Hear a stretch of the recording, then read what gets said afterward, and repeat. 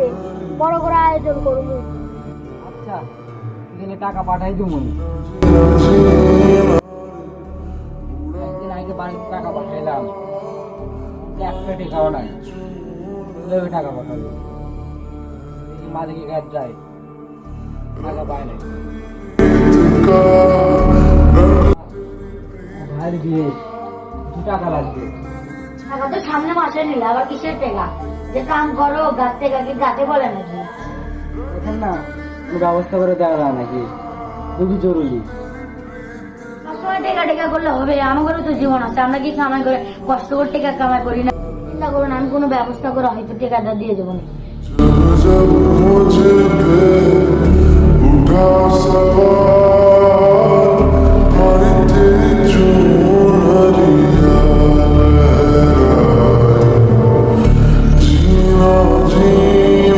বাবা টাকা পাঠাই দিচ্ছি, দেখো। আচ্ছা আমি টাকা তুলে নিচ্ছি। টাকা পাঠিয়েছে? হ্যাঁ টাকা পাঠাইছি।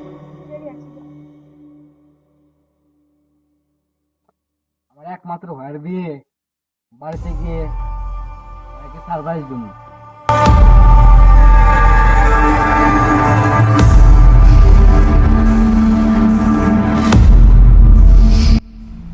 বাদন, বাদন, কি রে, তোর তো এখন আসার কথা না, এখন আসলো মানে? কেন? তোর সামনে বিয়ে, আমি আসবো না মানে? কি হচ্ছে রে বাদল, কে এসেছে? ভাইয়া এসেছে। তোর তো এখন আসার কথা না, তুই এখন আসলো মানে? তো তো 2 লাখ টাকা ঋণ আছে, ওই পরিশোধ করবে কি আমি না তুই করবি?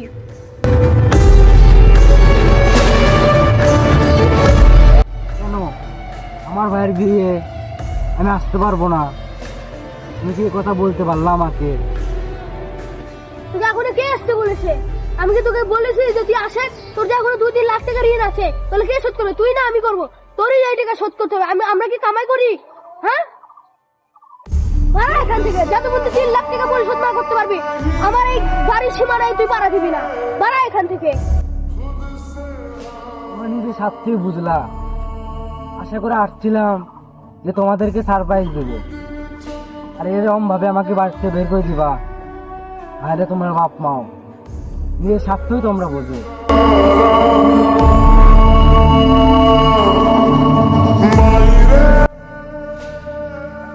যে মাসের পর মাস টাকা পাঠাইলাম ওইটা ভালো লাগলো, আর এখন আমাকে বাড়িতে বের করে দিচ্ছ। ভাইরে, তোর বেটাক নিয়ে থাকো, আমাকে আর লাগবে না।